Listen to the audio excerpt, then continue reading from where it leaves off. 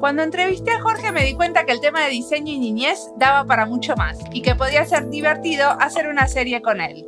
Él trabaja en Anidar y ahí hace entrevistas que publica en YouTube. Tiene una red impresionante de diseñadores, artistas y arquitectos trabajando con niños y niñas. Y de los miles que conoce, elegiste 5. ¿Cuál fue tu criterio para elegirlos? La calidad de sus proyectos de participación con la infancia y juventud.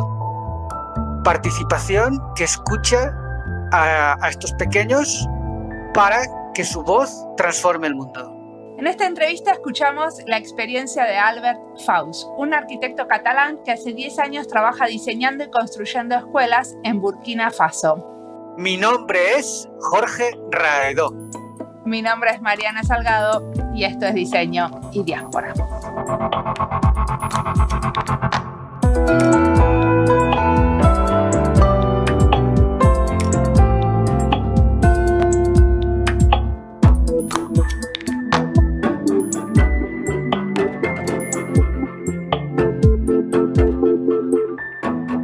¿Querés presentarte? Sí, buenas tardes, Mariana y Jorge. Soy Albert Faus, arquitecto de Barcelona, actualmente residiendo provisionalmente en Blanes, pero he pasado los últimos 10 años en Burkina Faso. ¿Y qué te llevó a Burkina Faso? Te voy a hacer la versión breve. No, Burkina Faso fui en 2005 por primera vez con un amigo que tenían un grupo de arte, unos artistas de Barcelona y, de España. Ellos iban por una relación de amistad con los franceses que habían montado una asociación en Burkina Faso. Yo fui por amigo, porque no iba por nada en concreto, porque ellos iban a realizar un festival. Y yo fui porque tenía muchas ganas de conocer África Negra. Esa fue la primera ocasión, fueron 10 días. Esto es en 2005, en diciembre de 2005, se repite en diciembre de 2007. Ahí ya se me pregunta, y en 2008 se me consulta desde esta asociación por qué idea podía tener yo sobre la construcción de un centro cultural en Koudou, que es la ciudad donde habíamos ido esos 2 años anteriores. Y a partir de ahí ya empiezo a dirigir el proyecto de construcción del centro cultural, primero a distancia, pero luego en 2010 me desplazo a vivir allí y me instalo en Koudou. No, y prácticamente después de eso, ¿qué tipo de trabajos estaba haciendo ahí en Burkina Faso? La mayor parte, el grueso de la obra ha sido dentro del marco de la cooperación internacional. Y dentro de la cooperación internacional, sobre todo en la educación de la infancia, en escuelas infantil y luego de secundaria, y algún equipamiento sanitario. Básicamente ha sido lo más importante de mis realizaciones allí. Entonces ahora nos vas a contar de alguna escuela, de cómo es el proceso de construir estas escuelas infantiles, cómo pasa. Bueno, realmente no ha sido siempre la misma casuística, porque por ejemplo la primera, que fue una escuela de educación infantil que está dentro de ese primer proyecto del centro cultural. En este primer proyecto la implicación es máxima porque ahí llego no solo como arquitecto, sino como formando parte de esa asociación y en la parte técnica no solo como arquitecto, sino también como constructor casi, ¿no? Porque hacíamos toda la contratación y la gestión del equipo humano y técnico y de la compra de maquinaria y todo, ¿no? O de maquinaria, quiero decir, de materiales. Entonces, ahí el proceso es mucho más directo, mucho más intenso, y el control es más absoluto casi, que no ya en otra escuela, por ejemplo, la última que hemos hecho, en un liceo, que ahí ya es a través de un encargo de una ONG, y una ONG que no es grande, pero que realmente está haciendo proyectos importantes y que ya tienen un protocolo establecido mucho más importante. Es decir, ya son ellos los que se encargaron más de una posible participación con la comunidad, los que se encargaron o sea, yo recibía más la información, no era yo el que tenía que buscarla, que producirla. La información me refiero a pues la comunidad podía decir en aquel caso que, que, que, cuáles son las necesidades, ¿no? Definir las necesidades, algo que en proyectos de cooperación es muy importante, definir en los conceptos de marco lógico, ¿no? De justificar el proyecto, que tenga una razón, que tenga un motivo realmente detrás. En el primer proyecto que decía de la escuela infantil, ahí yo sí que estoy más activo, en cambio en este segundo, en este último, yo soy más un arquitecto más puro y duro. Bueno, entonces vemos que cada proyecto tiene su proceso, pero en tu diálogo con la comunidad, por ejemplo, los que estuviste más implicado, ¿cuál es la diferencia de este trabajo tuyo allá en África respecto al arquitecto normal en Barcelona? Uy, a ver, cuando ha habido más participación con la comunidad, bueno, ya lo sabes tú que yo siempre con esto soy algo temeroso en lo de la participación, entiendo yo por participación, ¿no? Y en este sentido, como yo creo que cuando yo hablo de participación, siento que es que realmente la comunidad aporta mucho más, ¿no? Y yo en mis proyectos ha sido algo más limitada, más acotada. No porque yo diga, no quiero que haya participación, no, sino porque decía, ¿no? Porque o bien ya el proyecto me ha llegado y es la ONG quien se ha encargado de ella, o bien porque no era tan evidente o tan sencilla para mí primero, porque como recién llegado no conocía, no dominaba aún mucho la lengua, y segundo, porque era una asociación que acababa como de nacer. Entonces no había una gran trayectoria y eso hace que el vincularte con la comunidad no sea tan sencillo, ¿no? No sé, es decir, no tenía esos interlocutores directos, claros, ¿no? Entonces, bueno, más que con los niños, sí, la escuela era para educación infantil, incluso era así, la maternal era de 3 a 5 años, más que con ellos, pues con los padres o incluso más con los docentes, con el personal que iba a dirigir o que iba a gestionar la maternal. Entonces fue más qué tipo de actividades desarrolláis, porque también entendía que unas actividades que se llevan a cabo en una maternal, en una escuela de educación infantil en Barcelona o en Bogotá o en Helsinki o en Kudgu no tienen por qué ser iguales. Entonces sí que tenía un poco la visión de poder diseñar, de poder prever espacios que se amoldaran a esas necesidades, a esas actividades. ¿Y eso fue algo que elegiste vos o surgió naturalmente? El hecho de de consultarles a ellos, sí. No, yo. Digamos que esto sí que yo creo que cualquier técnico lo va a realizar, ¿no? Va a tener presente a quién va destinado ese proyecto. Habría que ser como muy individualista y muy, no sé, muy fuera de todo este mundo, ¿no? De decir, es mi arte, mi obra y no tengo en consideración, ya se adaptarán, ¿no?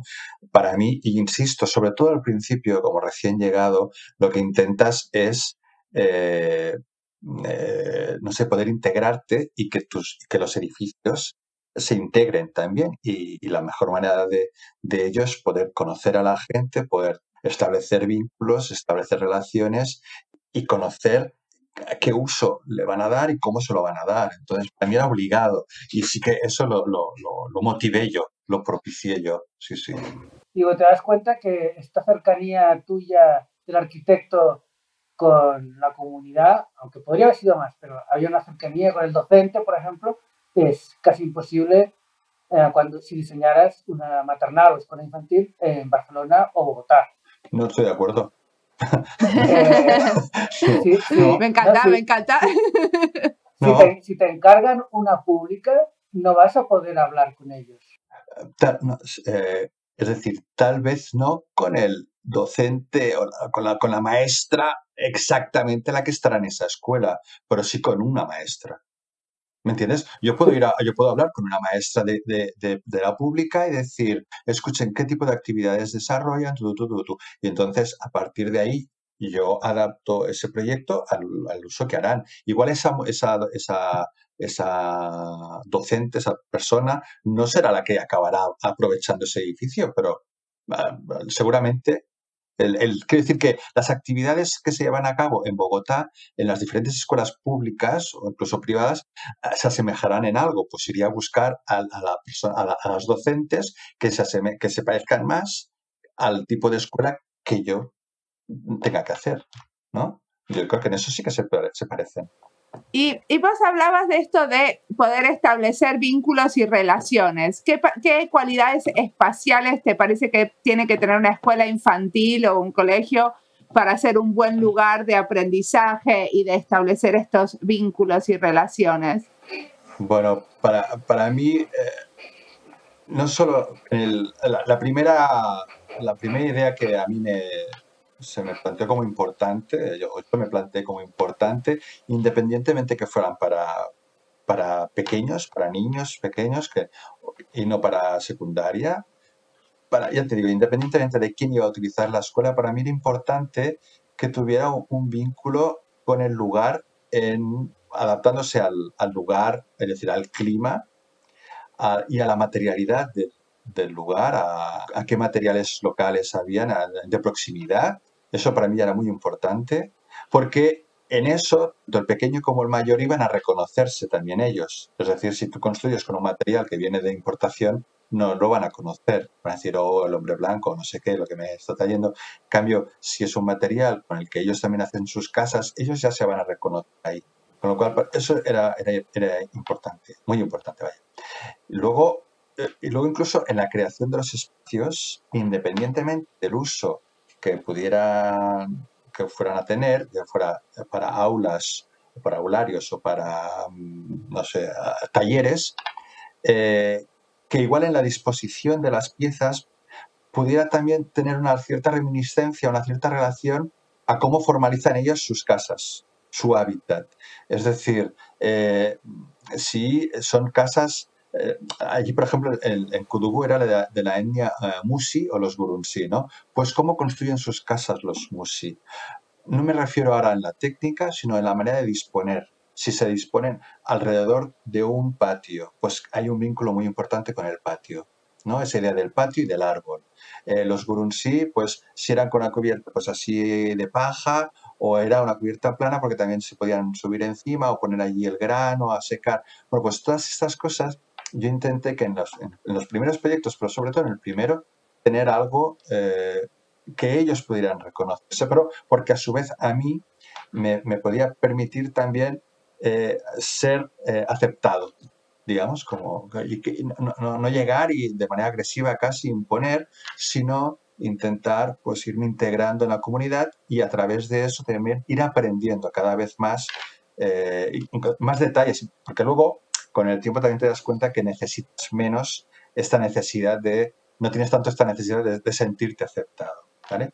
Luego, para los más pequeños, pues evidentemente, pues como aquí, ¿no? Escuelas donde hubieran rincones, donde hubieran sitios de sombra, la mayor parte o gran parte del exterior son en sombra para protegerse del sol y del calor que hace allí, para mejorar evidentemente ese exterior, ese entorno de la edificación, con diferentes áridos, hay el vaca sable que llaman ellos, que en catalán decimos al sorral, no sé, el arenal, no sé cómo sería en castellano, el lugar donde los críos se rebozan allí con la arena. Bueno, pues estos sitios que a un niño tanto le agradan. Y luego el aula que también pudiera, o sea, que no fuera demasiado alto, que fuera a una altura, pero intentando compatibilizar esa dimensión más para el niño, pero con el calor, porque claro, si es bajito, pues también habrá mucho calor. Entonces, todo eso tienes que intentar compatibilizar con soluciones técnicas constructivas, superficies que pudieran colgar sus trabajos, colores, bueno, no sé, cosas así que esto que sea más a la altura de la dimensión de la criatura. ¿Y los patios? ¿El patio escolar cómo sería? El de esta primera escuela, el patio es lo que te digo, es verdad que yo tenía una forma, en este primer proyecto tenía una forma triangular, era el vértice inferior de un terreno de forma triangular, con lo cual ya me venía muy predeterminada la forma, porque la idea siempre fue esa de cómo disponer las construcciones en el perímetro, como hacen los musi, ¿no? Imaginemos como un círculo en el cual, pues en ese círculo, en ese perímetro están dispuestas las casas y en el patio es el patio de relación, ¿no? Pues la idea de la escuela era un poquito esa también, ¿no? La de disponer la construcción en el perímetro y entonces un patio. Ese patio aquí no es el de relación, pues el de juego, el patio de juego, en el cual no había un árbol, sino que había muchos árboles para generar todo ese techo verde que ensombrece el exterior. Y entonces, además, entre las diferentes aulas se creaba un negativo del aula, es decir, había un interior, pero un exterior que de la misma dimensión, pero perfectamente protegido también por el aula posterior, que es decir, en sombra, donde se podían desarrollar actividades al exterior. Es decir, en Burkina, yo ignoro en Finlandia, supongo que el frío también imposibilita, pero en Burkina sí es posible se desarrollan, bueno, y a veces de manera necesaria se desarrollan muchas actividades al exterior, porque en las interiores de las construcciones que hacen allí, de las aulas que hacen allí, con la chapa metálica ahí a 2,5 metros, 3, hace un calor extraordinario, pues salen mucho afuera a jugar o incluso a impartir el aula, impartir la clase a la sombra de un árbol.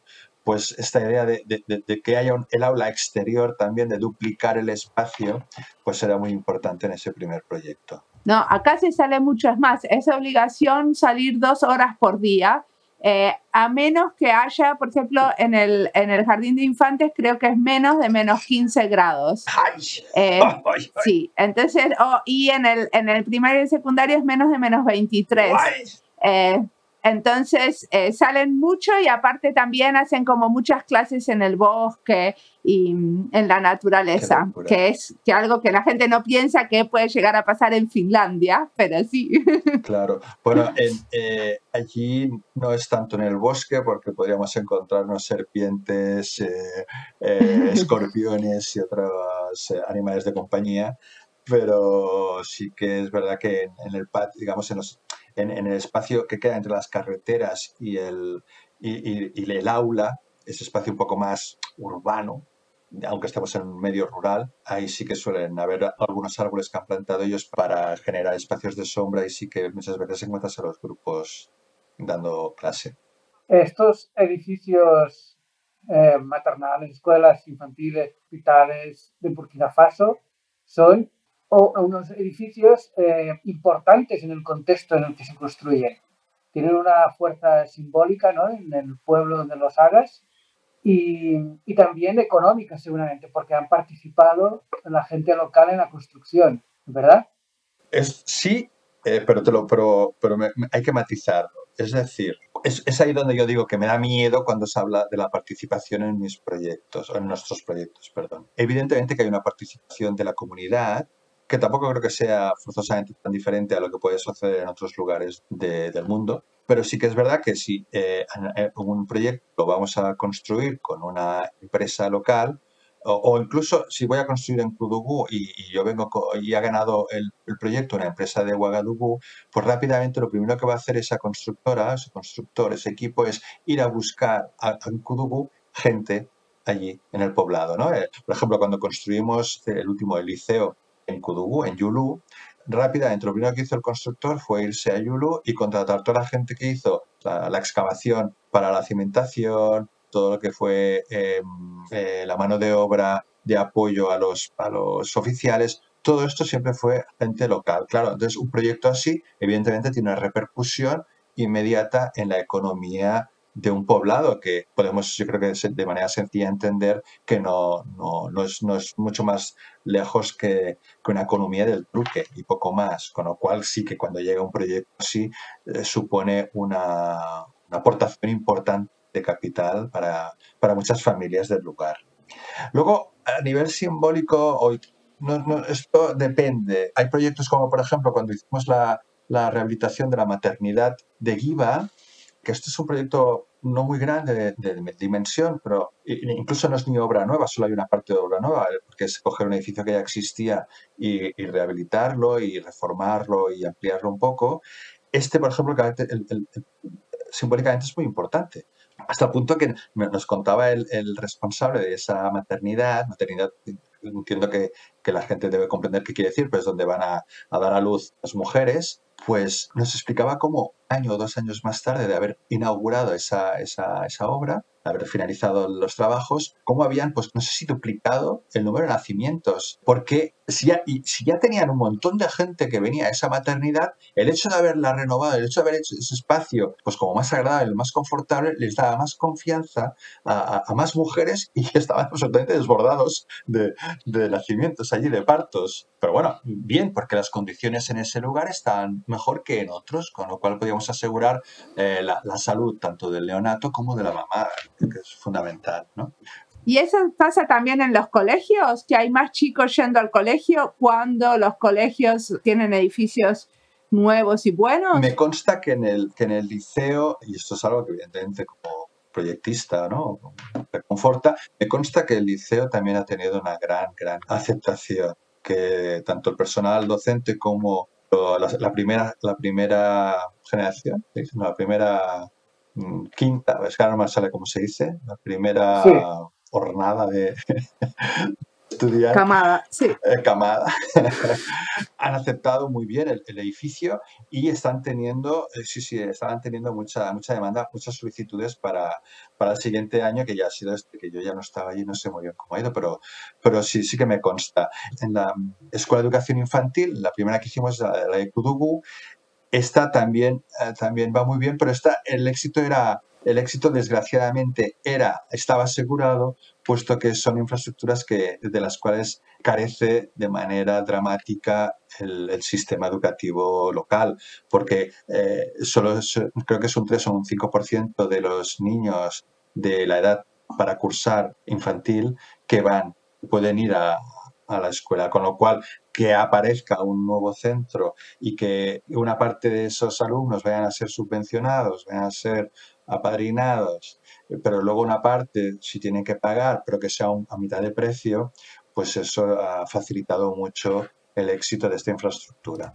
¿Esto era una escuela privada? Bueno, una asociación no deja de ser una entidad privada, aunque tiene evidente vocación sin ánimo de lucro, digamos, no deja de ser una entidad que no es pública. Luego una entidad, una ONG o una asociación puede poner sus edificaciones en manos del sistema público o puede pedirles ayuda, puedes pedirles acompañamiento. Es decir, una ONG o una asociación, una pequeña asociación, como sería el caso de Kudugu, puede decir, escucha, nosotros vamos a hacer el esfuerzo, vamos a intentar conseguir dinero para la construcción, pero luego para la gestión no nos es sencillo. Entonces, el Estado lo que sí que hace es entonces poder hacerse cargo de los docentes, ¿entiendes? Pero luego para pagar porque en las guarderías allí se da, es que solo hay privada, no hay pública. Incluso en Barcelona hay carencia o aquí en Cataluña hay carencia de guarderías públicas, ¿no? de infantil público. Pues entonces allí, por ejemplo, se da de comer, se da un desayuno, algo que es fundamental para estas criaturas en lugares como Kudugu, algo que aquí nos puede parecer obvio, pues allí no es tan evidente que una criatura de 3 a 5 años haya desayunado algo en casa cada día. No, en Argentina, por ejemplo, eso es lo que hace y promueve la escolaridad. Hacia los padres muchas veces mandan a los chicos a las escuelas justamente porque se les da de comer. Si no, en las escuelas rurales no tendrían la cantidad de alumnos que tienen.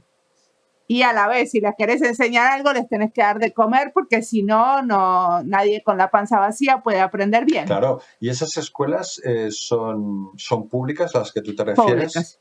Sí, y hay sectores, por ejemplo, en la ciudad de Buenos Aires, hay algunos sectores y algunas escuelas públicas que dan una merienda reforzada, le dicen, que le agregan como proteínas, que no es la merienda normal como de los barrios más ricos, claro, sino que en los barrios que se necesita más, el tipo de merienda es un poquito mejor. Pues, pero imagínate, esto es capaz de hacerlo Argentina con toda la situación difícil, seguro, que tiene desde hace ya largo tiempo. Imagínate un país como Burkina Faso, que aún la capacidad del Estado es muy inferior. Es decir, incluso en educaciones posteriores, como la secundaria o la primaria, la pública, se hacen aportaciones, son los padres los que van a aportar sacos de grano, sacos de mijo o judías o cada uno lo que tenga para poder alimentar, abastecer a la cantina escolar. Si no, el Estado pues da algo, pero no tiene capacidad para garantizar la comida de nadie en la educación. Entonces, en la maternel, perdona, en la educación infantil, en esas de los 3 a 5 años, que ya ni existe a nivel público, entonces la infraestructura es privada. Y a la privada, entonces, hay que pagar, tienen que pagar. Ya te digo, y aunque sea de pago, aunque sea algo de pago, si es una mitad o son 3 veces menos que lo que piden otras, pues ya el beneficio es muy importante. Algo te iba a preguntar, ¿sabes qué? Acá una cosa que hacen mucho, que eso me interesaba saber cómo era en Burkina Faso, es usar el espacio del colegio o de la escuela a la tarde para otras actividades. Por ejemplo, yo iba a tomar clases de danza al colegio de mis hijos. O sea, son como espacios de la comunidad que después que termina el horario escolar se usan para reuniones de consorcio, para lo que sea, digamos, que la comunidad necesite. ¿Cómo es ahí? Bueno, en los casos que yo conozco sé que se pueden aprovechar estas aulas en el après-midi, el después de la comida, en la tarde, para alfabetización. No hay que olvidar que Burkina Faso, desgraciadamente, es un país en el cual es ahora que realmente las criaturas van a escuela, o por lo menos un 90-95% de los pequeños se considera que o se estima que están yendo a escuela, pero no hace tanto tiempo no iban. Incluso hay muchos que aunque vayan a escuela, poco es lo que aprenden. Entonces, o sea, para la enseñanza de adultos te referís vos. Sí, adultos, jóvenes y adultos. ¿Y eso se tiene en cuenta en el momento de diseñar un colegio? Bueno, si lo sabes. ¿Cómo se usa en el horario fuera del colegio para los chicos, digamos? Bueno, claro, si eres consciente, si eres conocedor de esas actividades, sí. Luego pueden haber actividades que no las hayas previsto para nada. De todas maneras, una aula yo creo que es un espacio, depende de la dimensión. Claro, la aula de la educación infantil era un tamaño más reducido, era de un 5x10, unos 50 metros cuadrados, tampoco te dan para tanto, pero las aulas del liceo, que ya son algo mayores, al final tienen una cierta polivalencia. Quiero decir que si tienes, por ejemplo, nosotros, y recuerdo en enero que fuimos a tomar unas imágenes cuando ya el edificio, el liceo estaba en funcionamiento, en enero de 2020, y nos quedamos todo el día allí con la fotógrafa, con Milena Villalba, y por la tarde, última hora, que ya quería tomar algunas imágenes pues con la luz ya de atardecer y tal, las aulas estaban siendo aprovechadas como aulas de escuela de baile. Bueno, pues escuela de baile no era tan complicado, habían apartado todo lo que eran pupitres y tal, y con unos auriculares, unos altavoces, pues estaban haciendo danza. El suelo liso de hormigón que les permite, estaban frescos dentro, estaban de manera agradable, había suficiente luz, o sea que llegara al atardecer, aún las aulas suficiente luz, no necesitaban de electricidad. Pero quiero decir que no te puedo decir que todos los usos estén previstos, pero sí que algunos, si somos conocedores de ellos, pues los hemos introducido, los hemos tenido en cuenta, vaya. Albert, ¿en qué idioma aprenden los niños en Burkina Faso en las escuelas? Esta te la sabes tú. Sí, no. Le gusta la respuesta, por eso te la hizo. No, a ver si respondo lo mismo, no voy a equivocarme ahora.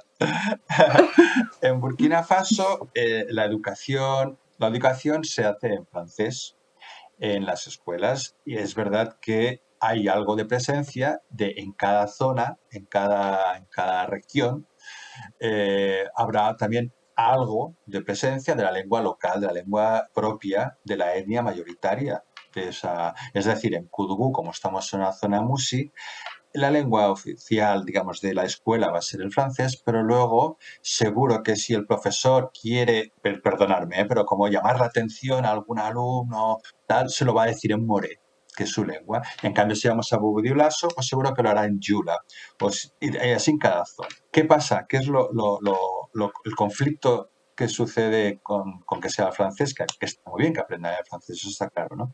Pero ¿qué sucede? Pues que los niños, como decía antes, que no han ido a la escuela de educación infantil, que es donde ya empezarían a hablar algo, se les empezaría a introducir ya el francés como lengua propia, pues en el poblado seguro que nadie habla francés. En el poblado la gente habla su lengua propia, el moré, el chula, el que sea, la lengua que sea.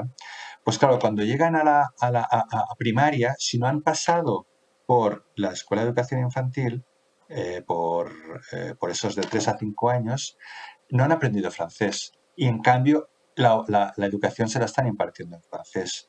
Claro, entonces ya llegan a primaria con una losa, con una carencia muy importante que muchas veces genera que eso sea insalvable y eso produce que haya tanta deserción infantil de la escuela.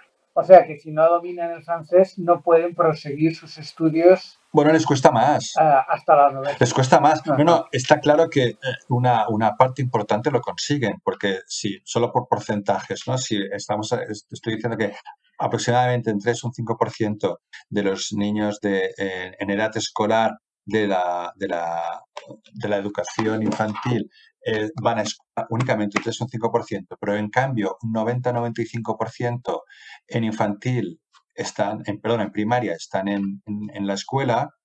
Si luego en secundaria continúan un 30%, un 40%, 30 o 35%, claro, evidentemente del 5% de la infantil al 35% de secundaria, evidentemente que hay un 30% que de algún lado sale. Que estos no habían aprendido el francés, pero bueno, del 95 al 35 hay un 60% que han desaparecido.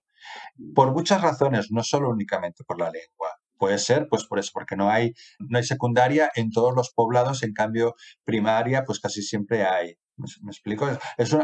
La problemática tiene diferentes factores. Uno es la infraestructura, que no existen tantas escuelas secundarias, pero también seguro que la lengua tiene que ver.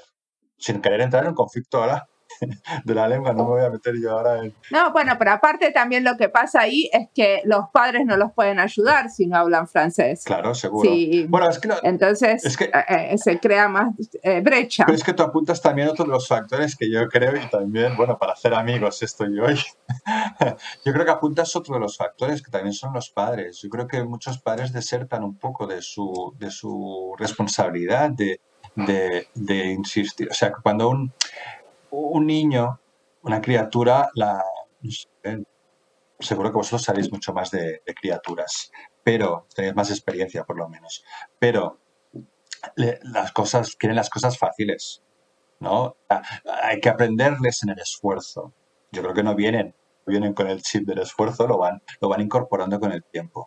Y eso es una tarea importante de la escuela, también, pero de los padres, de casa. Entonces, si esos niños que están en la escuela sienten que no están aprendiendo, que no están aprovechando el tiempo, no ven de qué les va a servir en el futuro, pues entonces los padres, cuando tienen que convencerlos, tienen que ayudarles a hacer ese esfuerzo de decir, hay que continúa en primaria, acaba la primaria, luego en la secundaria, no sé, yo creo, eso yo me da la sensación de que muchos padres, como ellos no han recibido una educación, como tal vez les falta un poco ese punto, esa visión duro de posibilidades que les puede abrir la educación, pues muchas veces dicen, bueno, pues con 10 años no quieres ir a la escuela, no pasa nada, pues te vas al taller de soldadura, o te vas a pintar, o te vas al taller de costura, y así ganarás algo de dinero que lo vas a apuntar a casa.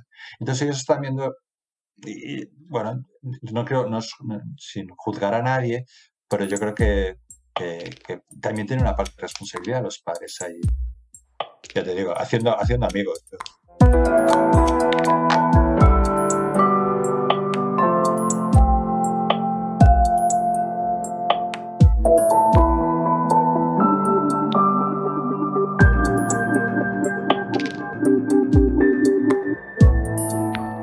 Esta entrevista es parte de algunas series que tenemos en Spotify y en nuestra página web. Una es Arquitectura para el Cambio, España y Diseño, Diseño y Educación y, por supuesto, Diseño y Niñez. Me gustó cuando Albert dice que, como recién llegado, intentás poder integrarte y que los edificios se integren, poder establecer vínculos y relaciones, porque me surge la pregunta, ¿cuánto uno deja de ser recién llegada? Hace 21 años que vivo en Finlandia y a veces pienso que tendría que dejar de integrarme y ser más rebelde, atreverme más a hacer las cosas a mi manera. si es que existe esa mi manera, porque mi manera es al final una que integra las culturas y diferentes maneras de hacer. Y en este equilibrio de integrarnos y hacer cosas de otras maneras, me muevo. ¿Cómo es para vos, Jorge? El hecho de integrarse en otra cultura, pues siempre es complejo, lento, y solo es posible y exitoso a través del respeto. Pero es un respeto del que llega y del que acoge. ¿Hace cuánto tiempo que estás viviendo en Colombia? En Colombia ya 6 años, pero antes estuve 4 en Finlandia y años atrás 1 en Italia. O sea que hay mucha integración y muchas cosas de diferentes lados. Sí, es agotador. Pero vas reconociendo que hay semillitas que te van quedando de esas diferentes maneras de hacer de cada lugar. Por supuesto. Uno va aprendiendo de todo lo que va viendo, de las diferencias, e intenta quedarse con lo mejor de cada lugar. A veces puede y a veces no. Sigamos escuchando a Albert.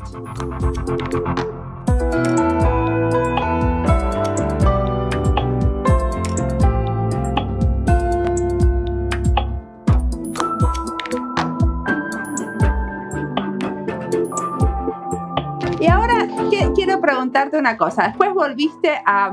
Ahora estás viviendo de vuelta en Cataluña, ¿cierto? Provisionalmente. ¿Y qué cosas te parece que aprendiste en Burkina Faso que estás pudiendo traer a tu trabajo como arquitecto? Es que no trabajo como arquitecto aquí. Ajá, no. ¿Y de qué trabajas? No, yo teletrabajo, pero a mucha distancia. ¿Seguís trabajando para Burkina Faso? Claro. Yo no trabajo aquí en okay.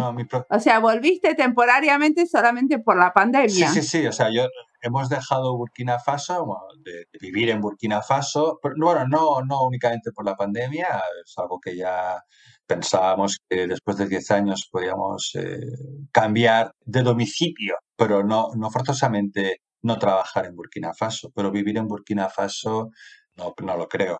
La pandemia lo aceleró, o sea, la pandemia nos hizo que, nosotros consideramos pertinente dejar Burkina en abril cuando lo pensábamos dejar en octubre, por decir algo. Pero no estoy ejerciendo en Cataluña o en España. Ok, no, pero buenísimo. No sabía. Y no sabría que si tuviera, que decir que he aprendido de allí. Bueno, he aprendido muchas cosas allí.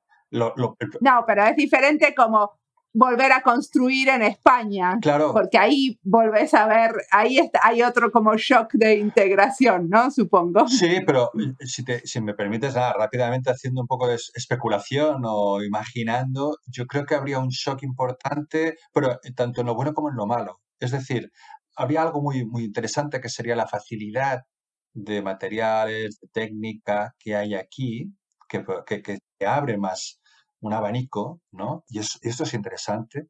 Evidentemente puede ser un problema también, porque yo en Burkina, claro, tengo una paleta de 3 materiales y de ahí no salgo. Y entonces, con tan poco material, es difícil hacer algo muy feo, ¿no?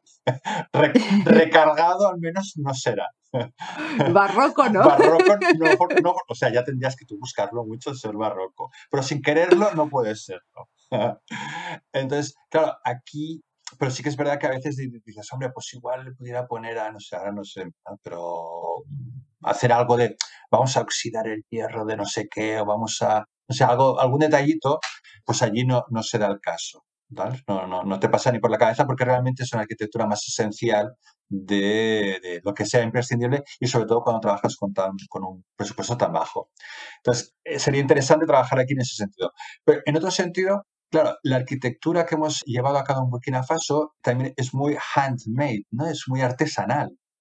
Y claro, allí se puede realizar, no tienes otra, porque es lo que tienes que hacer, pero también porque, y no lo digo con un placer, pero ni intentando aprovecharme de la situación, pero es lo que existe allí.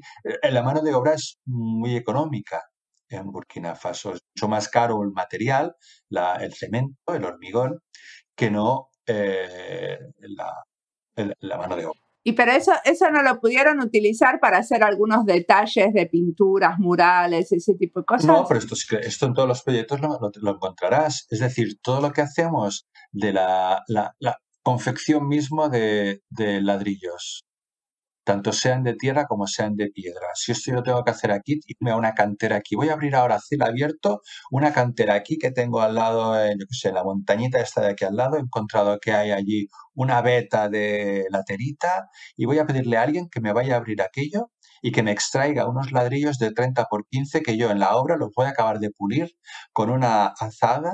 Esto, bueno, lo que te van a pedir es un disparate. En cambio allí esto está, bueno, es algo que se hace de manera habitual y que entra en costes absolutamente. Entonces, donde no llegas con el material, donde no llegas con la maquinaria, llegas con la fuerza y con la destreza humana. Entonces, esto es lo que, si yo quisiera hacerlo aquí, hacer bóvedas, hacer bovedillas, hacer unos encofrados de vigas de hormigón, un encofrado ahí adaptado a la forma de la bóveda. Todo esto aquí, el precio sería exagerado y sería difícilmente sería muy difícil que lo pudiera hacer, ¿me entiendes? El otro día conocí a una arquitecta que me hablaba de arquitectura, de bioarquitectura aquí, ¿no? Y de cómo ella había encarado un proyecto en el cual quería justificar que era posible realizar con un precio, digamos, de mercado competitivo, que en ese caso eran unos 1.500 euros metro cuadrado, que era posible realizar una vivienda pasiva, bio y todas estas cosas. Bueno, se tuvo que romper la cabeza, al final lo consiguió, ahora no entraré en detalles. El fil verd, ya lo buscaréis, muy maja ella, el hilo verde. Y que yo decía, es que en Burkina es que no tengo otra. Es que es lo que, o sea, te lo hacemos por 300 euros y es pasiva, seguro, porque no tenemos energía para poderla hacerla activa. O sea, claro, todas esas restricciones al final se convierten en ventajas. Entonces, el problema sí que es cierto que venir aquí e intentar hacer, pues eso, con el BTC, con bóveda, con enlucidos a mano de tierras, de arcillas, es que aquí es más caro hacer todo esto que no un enlucido en cemento. Se llama el Libro Verde de Sostenibilidad Urbana y Local en la Era de la Información. ¿Es eso? No, no, esto es un estudio que ella se llama pero esto es en catalán, ¿eh? Ok. El fil verd, es el hilo verde, pero no, Sí. no Ok, está en catalán. Como el hilo verde no creo que te aparezca, pero bueno, su web está en castellano y en inglés, no sé. Elisabetta, muy maja, muy maja. Cuando hablabas de los idiomas en que los niños aprenden, ¿no? Las lenguas maternas, varias, y luego hay una superpuesta, la francesa. Eso pues convive, es una realidad histórica, seguramente a veces con conflicto. En la arquitectura eso también se manifiesta, una arquitectura tradicional materna y los arquitectos europeos que llegáis con un lenguaje distinto, aunque os adaptéis a los materiales. ¿Eso ha sido enriquecedor? ¿Ha habido algún conflicto o no ha sido fluido? Bueno, esto da para toda una charla. A ver, es decir, hay un conflicto. Yo creo que es evidente que hay un conflicto y quien sale perdiendo es la arquitectura vernácula. Otro debate sería si realmente... es que hay gente que a veces nos equivocamos, ¿no? Y decimos, bueno, nos equivocamos. No sé cómo decir. A ver, es que ya no construyen sus casas como antiguamente o se está perdiendo esa construcción. Bueno, igual quieren también, ¿no? Como mejorar el nivel de confort. Es cierto que en la casa de tierra con la cubierta de tierra o la cubierta de paja es más confortable que una casa de paja. Que una casa con un techo de metálico y un bloque de hormigón. Pero yo creo que está dentro del ser humano el querer como mejorar, ¿no? las condiciones. Entonces, dicho esto, el conflicto está desde el primer momento, en el momento que llega el colonial, el europeo y se instala en Burkina Faso y dice, no, qué maravilla, este hábitat propio, estas construcciones en tierra, estas cubiertas de paja, pero ellos dicen, qué bonito, pero yo me hago mi barrio francés o mi barrio inglés o lo que sea, en este caso mi barrio francés, y construyo unos edificios diferentes, unos edificios de mayor dimensión, unos edificios con todos unos porches perimetrales, y como no tengo ganas de estar manteniéndolo, como no tengo ganas de estar cada año revocando nuevamente o reparando grietas o fisuras por las cuales me puede entrar el agua y colapsar la edificación, pues voy a traer una chapa metálica desde Francia. E incluso voy a traerme unos perfiles laminados para prefabricar la construcción y tal.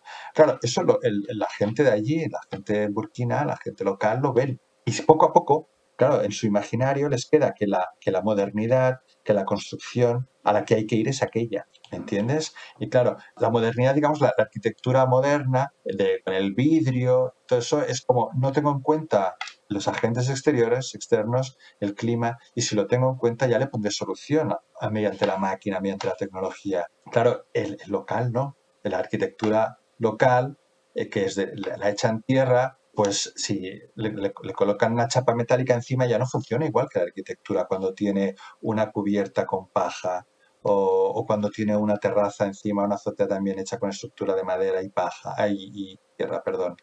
Pues todo eso, claro, genera conflicto. No es una manera, digamos, es fluida. Se va produciendo. Fluida sí que es en el sentido de que ellos no les genera un gran conflicto, pero se genera un conflicto en cuanto que no hay confort, en cuanto que se abandona esa manera de hacer tradicional y se pierde, pues claro, una artesanía, por lo cual nosotros ahora si quisiéramos hacer cubiertas de paja no lo conseguiríamos, porque no existe tanto el material, porque sobre todo ya no existe quien sabe hacerla. Y si hay alguien que la quiere hacer, es muy caro. Y si es muy caro, ya el local tampoco le va a interesar hacérselo. Para eso me pongo una chapa metálica.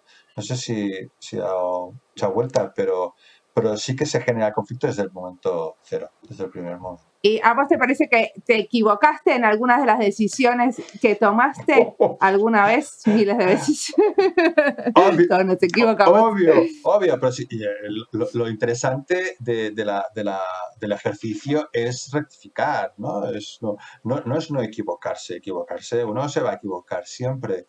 Lo importante es aprender y yo raramente te ocultaré mis errores, o sea, yo el primero, porque en el momento en que te reconozco el error, bueno, después porque voy a intentar realmente solucionarlo. El problema es cuando no me doy cuenta de los errores y si persisto en ellos, ¿no? Eso sí que es un problema. ¿Y cuándo vas al edificio y te metes a ver cómo funciona después que está construido? Pues lo interesante de ese primer proyecto del Centro Cultural, ¿vale? El de Kudugu, es que lo empezamos a construir en 2009, yo desde Barcelona, yo a distancia, haciendo la dirección de obra más o menos, prácticamente sin saber francés, pero ya en 2010 a finales me instalo y llegamos hasta 2013-14. Aún ayer he estado haciendo dibujitos para este proyecto, porque están ampliando, están haciendo cositas, ¿no? Y vamos construyendo poco a poco, 10.000 euros de aquí, 10.000 de allí, 5.000, pequeñas subvenciones. Del primer edificio al último, de la primera de la biblioteca hasta la maternel, hasta el aula de los 3 añitos, hay un cambio en el sistema constructivo importante. ¿Por qué? Porque hay un aprendizaje y porque hay una confianza también mía hacia ellos, pero sobre todo de ellos hacia mí. Porque yo no sabían quién era yo y cuando me instalo allí, pues poco a poco nos vamos conociendo y eso, ¿no? Y nos vamos confiando los unos en los otros. Entonces, de los primeros edificios a los últimos, insisto, hay un cambio en el sistema constructivo, pese a que la apariencia se mantiene bastante para conservar la homogeneidad del conjunto, al menos, ya te digo, visualmente. Pero el primer edificio es con una estructura de pilares de hormigón, estructura de pórtico. En cambio, el último edificio es un muro doble con el peso del edificio lo soporta un muro de adobe. Aunque tú veas una piedra al exterior, aunque tú veas la doble cubierta, el edificio se soporta por un muro de 20 centímetros de adobe. Claro, en 3, 4, 5 años hay un cambio muy importante que esto supone, es que es un esfuerzo realmente interesante de cómo pasamos del pilar de hormigón al adobe. Hemos hecho el camino opuesto. Es la antievolución, ¿no? Pero a la vez te parece que pudiste hacer cosas como más corajudas y más valientes a partir de esa confianza. Absolutamente, pero de la confianza que ellos tienen en mí y de la que yo tengo en mí también. Sí, Claro, está bueno. claro, claro. Pero por eso, pero porque te vas equivocando y vas descubriendo muchas cosas. Es como cuando recuerdo los primeros edificios. El segundo que construimos es bueno, tercer, bueno, un ciber que llaman ellos, el aula de informática. Claro, la informática ya de por sí es un lugar que se va a calentar mucho por el uso, porque tienes los ordenadores, hay 20 ordenadores, ordenadores no laptop de última generación. Claro, lo que recibes en Burkina Faso, hemos recibido pues unas pantallas de estas que parecían, yo qué sé, como una televisor de estas Philips de Trinitron de estas. Claro, tienes pantallas muy grandes, tienes torres generando calor, calor, calor, 20 personas o 25 personas en el interior, un espacio de 10 por 5, como decía antes, de 50 metros cuadrados. Claro, aunque tú hayas hecho una construcción que crees que va a mantener el frescor, sobre todo que va a intentar retrasar un poco la llegada del calor exterior al interior. Bueno, es que en el interior ya se está generando mucho calor, ¿de acuerdo? Pues, y me acuerdo que era por la mañana que decía, no, los edificios funcionan bien. Durante la construcción, los edificios funcionan bien. Una vez los edificios entraban en funcionamiento, se aprovechaban, notábamos que por dentro hace algo de calor y sobre todo por la tarde. Ahí es cuando uno, viajando por Burkina y con los ojos abiertos, ves la arquitectura tradicional y ves cómo ellos ya en muchos de diversos ejemplos de diferentes etnias, como los Gurunsi o los Bobo, disponen canarís, cerámicas en el techo, como unos ojos de buey o como unos óculos, no sé cómo decirlo, que permiten la renovación constante del aire. Entonces, eso fue ver la luz y eso ya lo incorporamos en la maternelle. Luego en otros edificios se incorporó de otra manera, ¿no? El que hayan grietas en la construcción, en los techos, que el techo se interrumpa, que haya una posible salida del aire caliente interior de la edificación es primordial. Eso lo aprendo, pues por eso, pues por estar viviendo allí, por estar utilizando los edificios y por viajar y verla y estudiar, un poco analizar la arquitectura tradicional. Eso es fundamental. Bueno, ya para cerrar, sí, los próximos pasos, ¿no? ¿Quieres regresar a aquellos países? A lo mejor no exactamente Burkina Faso, puede ser Togo, Costa de Marfil. Cuéntanos un poco las diferencias entre unos y otros, ahí, esos países. A ver, muy rápidamente y intentaré con la misma ilusión o con la esperanza de que se cumplan mis deseos, tal como sucedió una vez que hice una entrevista y dije, te lo juro, con Anachu Albascoa en El País, que me preguntó y las 3 cosas que dije y luego la leo ahora y pasaron. Pues mira, con la misma ilusión te lo voy a decir. No, en realidad mi ilusión sería poder continuar trabajando en Burkina Faso, porque han sido 10 años muy, muy bonitos, muy duros en ciertos momentos, pero de un aprendizaje tan... Evidentemente, vaya donde vaya, el aprendizaje de Burkina va a permanecer, porque ese proceso ya me lo guardo y aprenderé otras cosas, pero la manera de enfocar los proyectos y de saber, a ver, lo que es importante, ¿no? Que si el viento, que si la gente primero, más hacer casi unas sesiones de sociología, de antropología, antes de empezar la arquitectura, pues eso me lo guardo. Pero sí que me gustaría poder continuar algunos proyectos en Burkina Faso. Luego la idea es, pues tal vez ir igual a la Costa de Marfil, como tú apuntabas, ¿no? O algún país de por ahí, por la zona. ¿Por qué? Pues porque ya también es un poco esa parte de África que puede ser más sencillo para nosotros de integrarnos. Uno ya no tiene 30 años, con lo cual también no es que no quiera hacer esfuerzos, pero vamos a ponerlo más fácil si podemos. Y claro, un país, por ejemplo, si fuera Costa de Marfil, ¿qué pasa? A diferencia de Burkina Faso, claro, ya no son países en donde por lo menos a nivel económico o de rankings, de ratios, tienen tantas dificultades, con lo cual a nivel de cooperación es más difícil tener proyectos.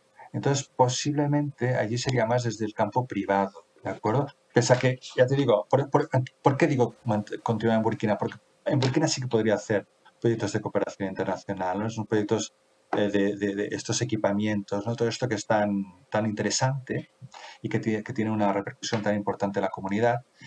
Pero también desde el campo privado yo creo que es muy importante toda esta línea, ¿no? de la arquitectura, de la sostenibilidad, del material local. Yo creo que también es fundamental poderlo potenciar desde el privado, desde el sector privado, y tal vez sí que no me importaría poder trabajar con la gente de allí. Buenísimo. Bueno, tampoco no he hecho grandes deseos, ¿eh? Porque, pero está bueno saber cuál es tu visión. Bueno. Buenísimo, muchísimas gracias por la entrevista. No, ha sido un placer. Seguiré con mucha atención todos los podcasts.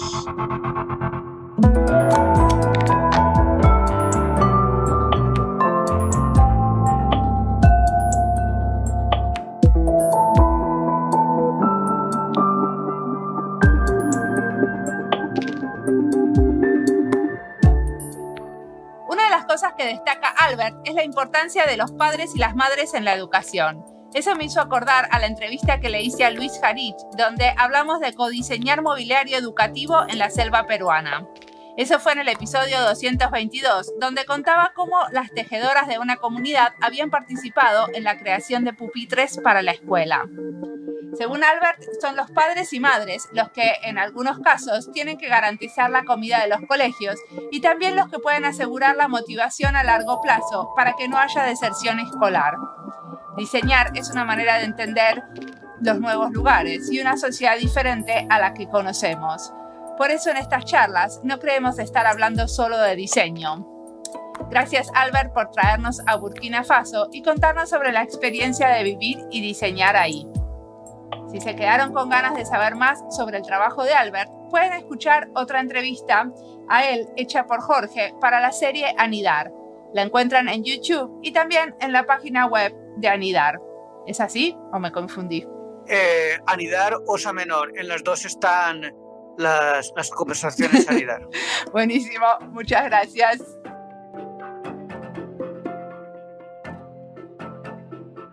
Como siempre, la música del podcast es de Antonio Zimmerman, el diseño de sonido es de Andy Fechi. Este podcast está publicado con licencia creativa común con atribuciones. Esto fue Diseño y Diáspora. Pueden seguirnos en nuestras redes sociales de YouTube, Instagram y Twitter o visitar nuestra página web diseñoydiaspora.org. No olviden recomendarnos. Nos escuchamos en la próxima.